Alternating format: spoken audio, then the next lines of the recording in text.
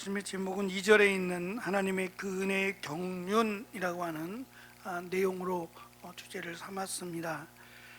1절부터 3절 3장을 시작하면서 바울은 이들에게 지금 편지를 보내면서 여러 가지 편지를 쓰는 목적이 있을 겁니다. 제일 좋은 것은 직접 만나는 거죠. 직접 대면하여 만나서 그들과 시간을 보내는 것만큼 값진 일이 없겠지요. 그러나 바울은 갈 수가 없었어요. 1절에서 밝힌 대로 지금 감옥에 갇혀 있거든요.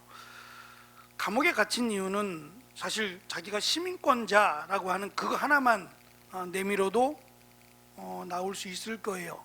왜냐하면 소아시아 지역뿐만 아니라 바울은 로마의 시민권을 갖고 있었기 때문에 로마에서 재판을 받을 권리가 있어요. 그러니까 지금 에베소라고 하는 지역에서 문제가 일어나더라도 바울은 로마에서 로마의 시민의 한 사람으로 합당한 적법한 절차를 밟아서 재판을 받게 되어 있습니다. 그러니까 지금 바울을 감옥에 가둔 그것 자체가 문제가 될 수 있어요. 그런데 바울은 그것을 문제 삼지 않았어요. 왜냐하면 지금 복음을 전하는 소아시아 지역에 복음을 전하면서 수없이 많은 고통과 환난과 또 감옥에 갇히고 매를 맞는 일들이 비일비재하게 일어났어요. 그때마다 나는 로마의 시민권자다 라고 바울은 밝히기를 오히려 꺼려했다 그랬어요. 여러 가지 이유가 있을 겁니다.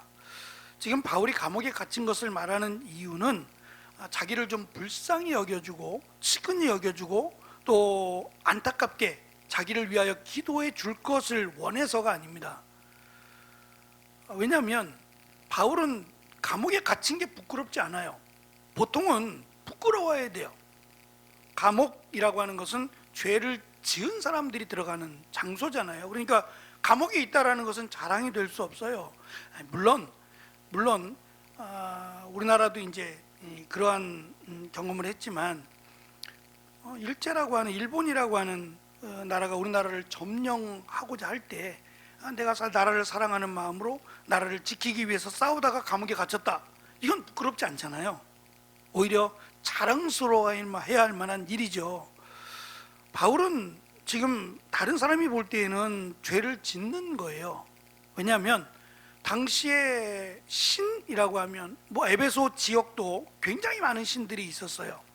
특별히 제가 지난번 에베소서를 시작하면서 영상을 보여드린 대로 그 아데미 여신이라고 하는 다산의 여신이죠. 그래서 신전에 그 지붕을 열면 그 신상이 보일 정도의 굉장히 큰 신상을 만들어 놨어요. 그것만 있겠냐고요. 아데미 여신만 있는 것이 아니라 또 다른 신들이 굉장히 많은 신들이 그곳에 있었어요. 우리가 알고 있는 피터팬에 나오는 그 꼬마 요정, 팅커벨이라고 하는 게 사실은 그 우리가 아는 나이키 또는 니케라고 하는 그 신의 또 다른 모습이에요. 그러니까 날개가 달린 조그만한 그 신, 그게 그냥 우리가 볼 때는 귀여운 요정이지만 그게 우상이었다고요. 그러니까 그것부터 시작해서 다양한 우상들이 에베소에 있었는데 그것은 신이 아니다 라고 하며 오직 하나님만이 유일하신 신이라고 지금 에베소 지역에서 복음을 전했다면 그들이 볼 때는 아멘하고 환영하겠느냐 말이에요. 처음에 기독교가 우리나라에 들어왔을 때 환영하면서 기다렸다는 듯이 반가이 맞이하지 않았어요. 오히려 나라를 망쳐먹는 사람들이라고 하고 초대 우리나라에 들어왔던 선교사들을 다 죽였어요. 뿐만 아니라 믿는 사람들을 그냥 역적으로 몰아서 다 죽였던 그런 아픔이 있는 나라 아닙니까? 바울도 역시 마찬가지로 오직 살아계신 하나님만이 유일하신 하나님이라는 것과 또 오늘 말씀 하나님의 그 은혜의 경륜이라고 조금 이렇게 좀 거창한 듯 설명하고 있지만 사실 그 말은 우리를 죄로부터 또는 영원한 생명을 주신 하나님의 계획이에요. 그것을 은혜의 경륜이라는 번역으로 했습니다. 지금 바울이 감옥에 갇히게 된 것은 일단 복음을 전하기 때문이에요. 복음을 전하는 그 이후로 지금 감옥에 갇히게 되었고, 그것이 너희 때문이라고 말하고자 하는 게 아니라 너희들이 그만한 은혜를 받았다는 거예요. 나의 수고뿐만 아니라 예수님께서 십자가에 달려 죽으심, 죄가 있어서 그러신 게 아니잖아요. 우리를 사랑하심 때문이 아니던가요? 마찬가지로 자신도 지금 감옥에 갇혀 있어요. 이방인들에게 복음을 전하면서 감옥에 갇혔지만 그것을 불평하거나 그것을 너희들에게 탓하고자 하는 게 아니에요. 자신이 그랬던 것은 하나님께 받은 은혜. 그래서 감옥에 갇혀 있으면서 이 감옥이라고 하는 장소임에도 불구하고 바울이 사용하는 언어들을 가만히 보면 우리가 읽은 3장 1절부터 7절까지의 내용은 뭐 은혜라든지 또는 하나님의 사랑이라든지 또 복음이라든지 이런 단어들, 하나님의 능력이라든지 이런 단어들이 굉장히 많이 나와요. 보통은 감옥에 있을 때 이런 말들을 잘 안 하잖아요. 능력이 없고 또 부족하고 그렇기 때문에 감옥에 와서 그런 불평들을 늘어놔야 되는데, 바울은 그게 아니라 오히려 감옥에 있지만 이 감옥에 있는 것이 마치 하나님의 능력과 관련된 것이고 또 하나님의 은혜인 것처럼 설명을 한단 말입니다. 전혀 부끄럽지 않아요. 오히려 너희들이 기억하라는 거죠. 나만 그런 게 아니라 지금 예배소 교회도 마찬가지로 복음 때문에 고통과 어려움을 겪을 수 있어요. 집안, 그러니까 가족들로부터 버림을 당할 수도 있고 또 재산을 몰수당하기도 해요. 직업을 잃어버리기도 하고요. 그러니까 이런 불이익 가운데서도 부끄러워하지 말라는 거죠. 죄로 인해서 이렇게 당하는 게 아니라 복음 때문에 이렇게 당한다. 그것이 나다. 그러니까 내가 감옥에 갇혀 있다고 안타까워는 하죠. 기도하기도 하고 하지만 그것이 뭐 죄로 인한 것도 아니고 오히려 바울은 그것을 복음 때문에 또 이방인들에게 복음을 전한 것 때문에 자신이 감옥에 갇혔으니 오히려 은혜라고 말을 해요. 당시의 그 모습들이나 이런 상황들을 우리가 조금 더 이해할 수만 있으면 바울의 그 말 한마디 한마디가 그냥 스쳐 지나가는 말이 아닐 것 같아요. 피부로 느껴질 수 있는 그런 말들일 것 같아요.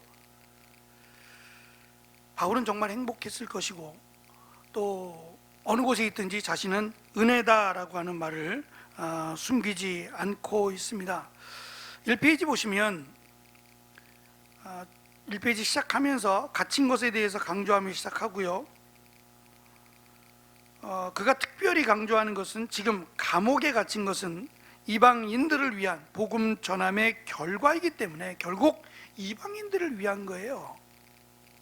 그러면 물론 바울은 감옥에서 죽지 않습니다. 죽지 않지만 만약에 바울이 죽었다고 생각하면 나중에 죽죠. 나중에 이제 로마에서 죽게 되는데 죽는다고 해서 그 하나님의 계획이 사라지거나 그렇지 않아요. 하나님께서 또 다른 방법으로 어떠한 방법이든지 간에 하나님은 누구를 통해서라도 일하실 것이 분명해요. 그러니까 하나님께서 나 같은 자를, 바울은 죄인 중에 괴수라고 하는 표현을 썼거든요. 내가 가장 큰 죄인이라고, 용서받지 못할 죄를 지은 자인 것처럼 자신을 표현합니다. 그것은 예수님을 믿는 자들을 핍박했던 흔적이 있기 때문이죠. 그런 하나님의 저주를 받아 마땅한 자를 하나님이 예수 그리스도를 믿게 하셨을 뿐만 아니라 그것을 전하게 하셨다는 거예요. 이것이 바울에게 있어서 한평생 이 땅을 살아가는 바울에게 있어서 과연 후회라고 말할 수 있을까요? 잘 나가던 탄탄대로를 걸어가던 미래가 촉망되던 한 사람, 유대인들이 율법사가 되든 뭐 종교 지도자가 되든 큰 일을 감당할 사람으로 여겼던 사울이 어느 날 갑자기, 그래서 미쳤다고 말할 만큼 복음을 위해서 예수 그리스도를 증거하는 일에 자신의 모든 것을 내어버리고 혈안이 되어 나아가는 바울을 보고 어떻게 생각했을까요? 제가 늘 말씀드리지만 바울은 결코 후회하지 않았을 거예요. 한 번도 바울은 자신이 가고 있는 이 길, 이 사역에 대해서 후회한 적이 없을 거라는 거예요. 그만큼 은혜가 바울에게 많았다는 얘기예요. 그것이 한편으로는 바울이 약했기 때문이기도 해요. 정말 하나님을 의지하지 않고서는 오죽하면 당장 내일 나아가야 할 길조차 알지 못하는 어린아이처럼 자신을 표현하고 하나님 내 앞길을 인도해 달라고까지 기도했겠느냐 말이에요. 그만큼 하나님과 함께 했던 시간들이 참 많았던 바울이라고 저는 생각해요. 제가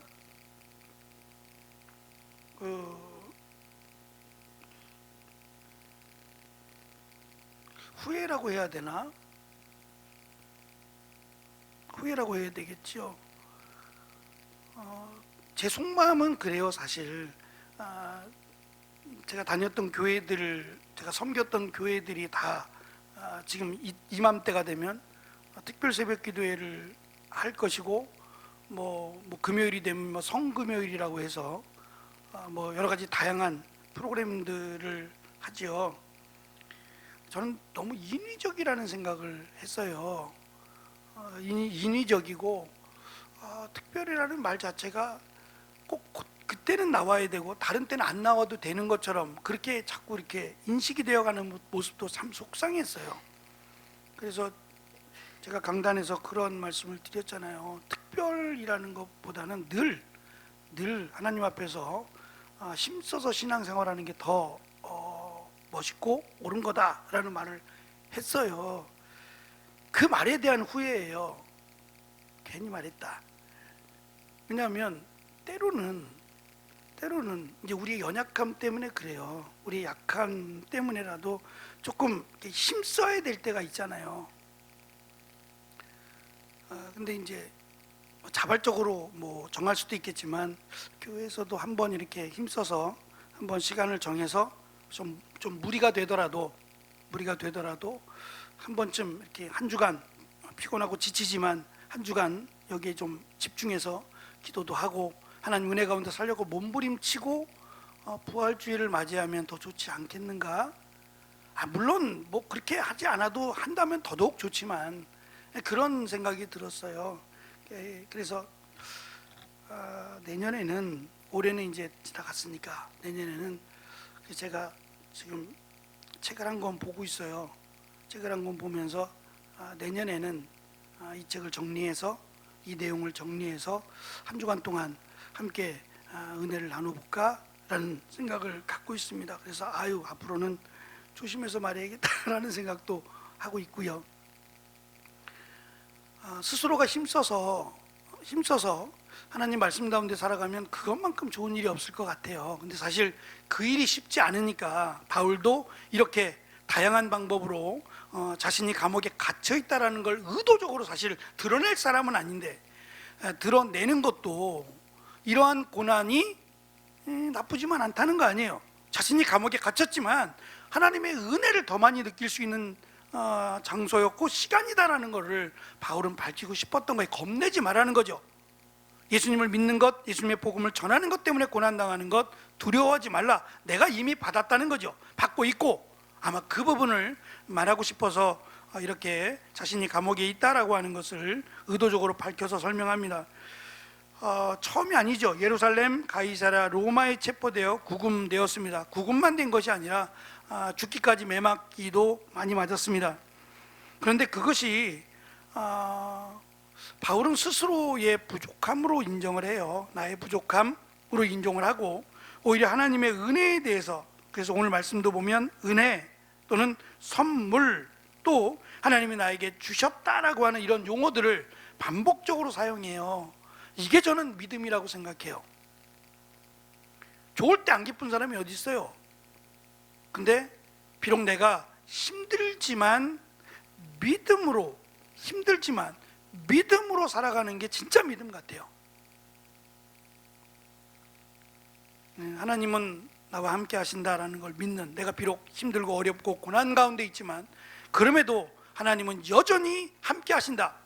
아직은 내 이 고난 가운데서 하나님이 건져주시지 않았더라도 하나님은 변하지 않으신다라는 것이 저는 믿음이라고 생각합니다.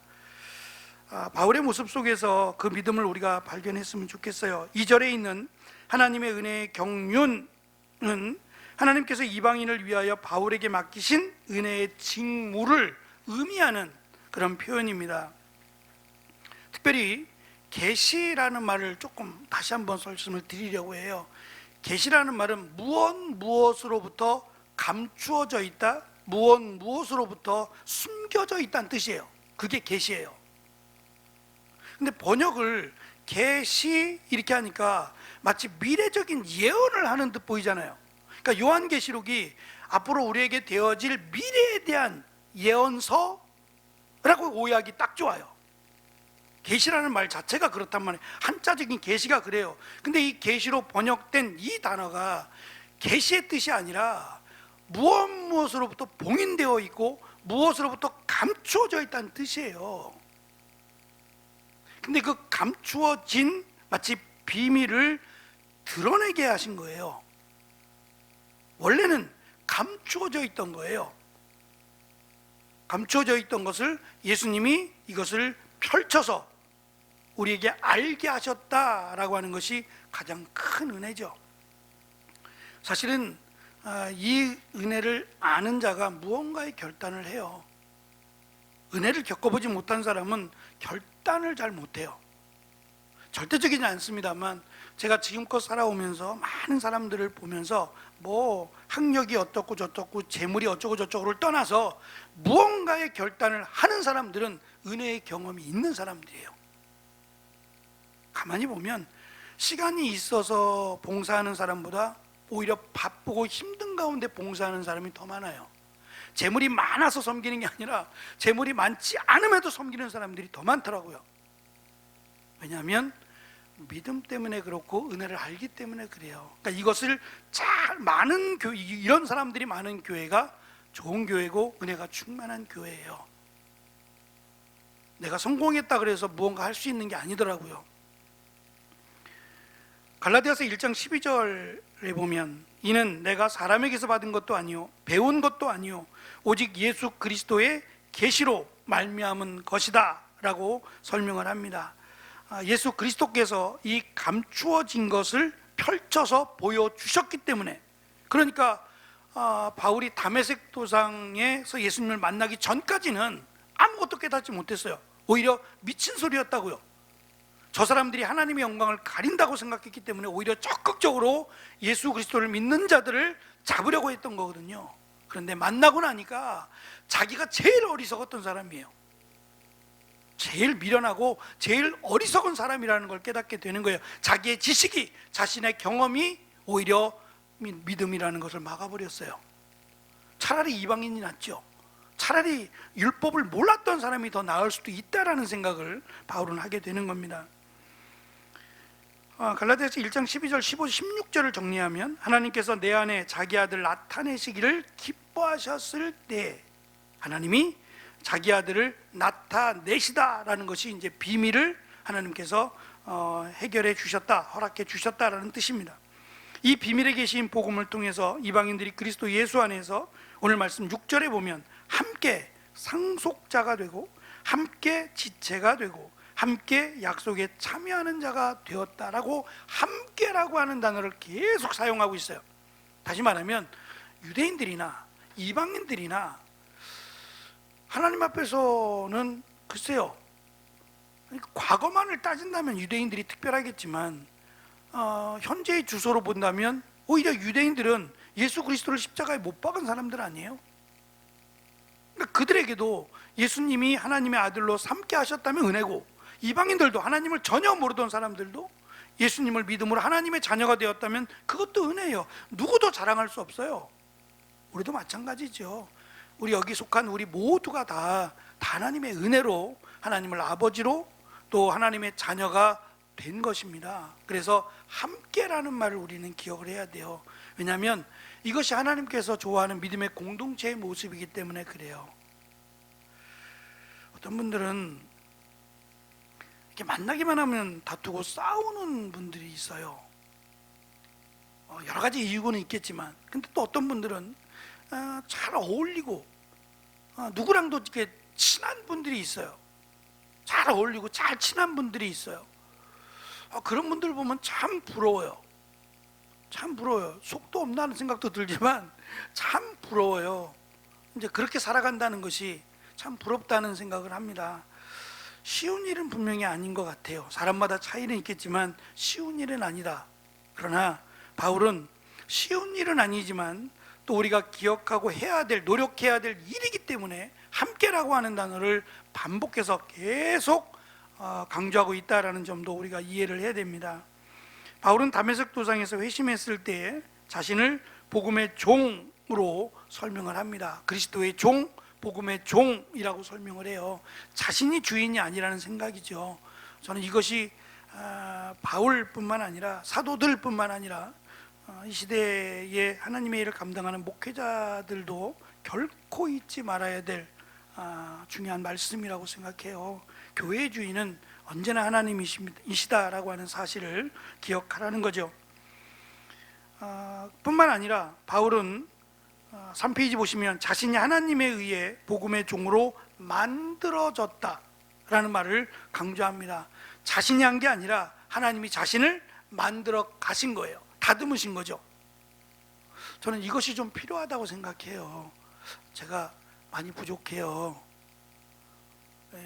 내년이 되면 부족함이 조금 깎여가고 나이가 조금 더 들어가면 조금 더 깎여가서 하나님께서 쓰시기에 편한 이 말씀 드리니까 정말 잊혀지지 않는, 우리 지난번에 그 영상 본 거 혹시 기억하세요? 그분이 의사인데 질병 때문에 그렇잖아요. 유수한 대학을 나와서 뭐 큰 병원의 의사로 있다가 복음을 전하는 선교사로, 의사로 가서 복음을 전하고 의료 봉사를 하면서 자신의 몸에 문제가 있다는 것을 알게 되죠. 연약해지고 약해지면서 그가 그런 말을 했어요. 기억나실 거예요. 하나님이 쓰시기에 편한 사람이 되어 간대요. 저는 그 말이 너무 진짜 인상 깊었어요. 내가 너무 똑똑하니까 하나님 쓰시기에 불편하고요, 내가 너무 잘나서 하나님 쓰시기에 불편하다는 생각이에요. 하나님이 시키시면 생각하지 말고 그래야 되는데 내 생각이 너무 많은 거예요. 하나님, 그건 아닌 것 같은데요, 제 생각에는 이게 아닌 것 같고 제 경험에는 이것보다 이게 좋은 것 같고요, 하나님 쓰시기에 불편해요. 그러지 않을까요? 내가 약하니까 그냥 하나님 말씀만 하세요, 제가 무조건 순종할게요, 제가 뭘 알겠어요, 제가 무슨 힘이 있겠어요 라고 말하는, 하나님이 쓰시기에 편한 사람이 되어가고 있다라는 그 표현이 참 가슴에 남습니다. 바울은 모르겠어요, 다른 사람들은 바울을 어떻게 생각할지 모르지만 바울은 하나님이 자신을 만들어 가신다라고 이야기했어요. 그 얘기는 나의 모난 부분들을 하나님이 깎으시고 또 기다려주시고, 그렇게 해서 자신을 하나님이 쓰시기에 편한 사람, 하나님이 쓰시기에 알맞은 사람으로 만들어 가신다. 지금 감옥에 있는 것도 마찬가지겠죠. 하나님이 쓰시기에 편하도록 만들어 가신다. 좋다는 얘기예요. 두 번째는 은혜와 능력에 의해 일꾼이 되었다라는 강조예요. 이거는 경험이고 체험입니다. 바라기는 하나님이 역사하시는 은혜와 능력을 우리가 말로만이 아니라 삶 속에서 경험하고 고백하시기를 축원합니다. 기적은 하나님은 기적의 하나님이시니까 우리가 구하고 찾으면 또 하나님께서 원하시면 얼마든지 기적을 행하실 수 있어요. 지금도 여전히 하나님이 주권하시고 하나님이 역사하시는 시간 가운데 있지 않습니까? 뭐가 다르겠어요? 성경에 기록된 내용이나 우리가 살아가고 있는 이 시대나 동일하게 하나님의 시간 속에 살아가고 있는데 하나님이 역사하지 않으시겠냐고요. 그러니까 그 하나님의 능력, 하나님의 역사하심으로 말미암아 자신이 일꾼이 되어간다라는 강조가 우리가 또 소망해야 될 내용이 아닌가 싶습니다. 특히 바울은 이 사명을 하나님께서 내게 주신 은혜로운 선물이라고 고백해요. 이 고백은 내가 감옥에 있는 것도 하나님의 은혜다라는 고백과 동일할 겁니다. 지금 감옥에 갇혀 있습니다. 고린도전서 15장 10절 말씀이에요. 같이 한번 읽어볼게요. 3페이지 중간입니다. 그러나 시작. 그러나 내가 나 된 것은 하나님의 은혜로 된 것이니 내게 주신 그의 은혜가 헛되지 아니하여 내가 모든 사도보다 더 많이 수고하였으나 내가 한 것이 아니요 오직 나와 함께 하신 하나님의 은혜로다. 바울은 다 하나님의 은혜라고 생각해요. 그러면 당연히 하나님이 은혜로 인도하시겠죠.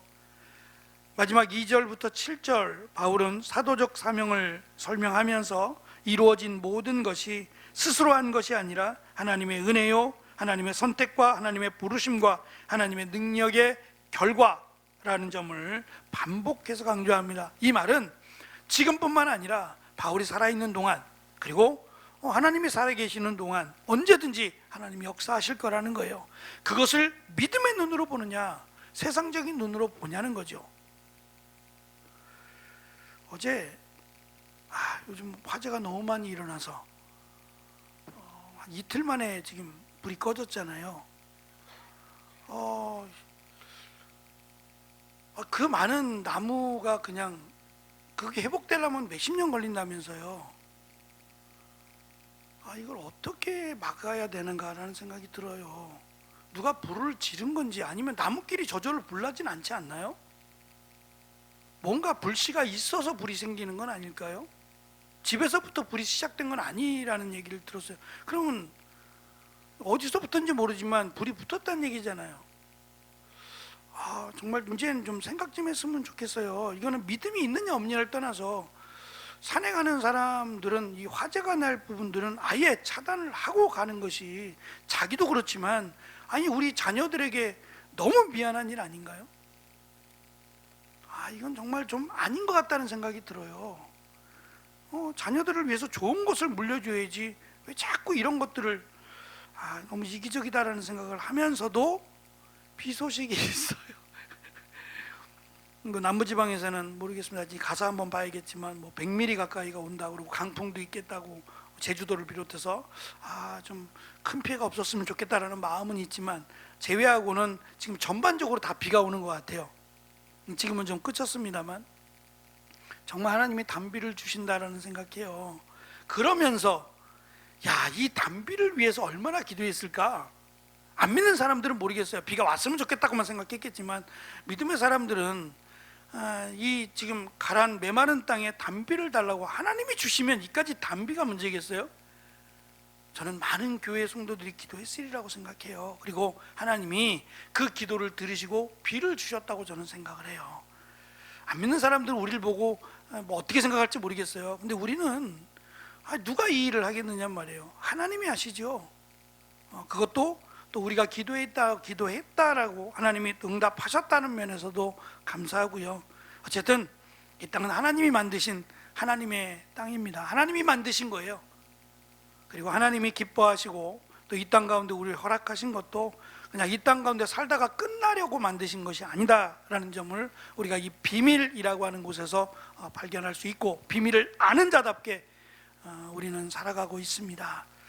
예수 그리스도를 통한 구원의 은혜를 받았고 그 구원의 은혜를 지키며 살아갈 뿐만 아니라 하나님이 역사하시는 그 역사의 현장에서 우리가 믿음을 가지고 살아가는 귀한 은혜가, 비록 힘들고 어려울지라도 여전히 하나님은 변화없으시고 전능하신 하나님임을 고백하며 오히려 고난 속에서 기뻐하고 감사할 수 있는 귀한 믿음의 삶을 사는 우리가 되어지기를 간절히 축원합니다. 기도하겠습니다.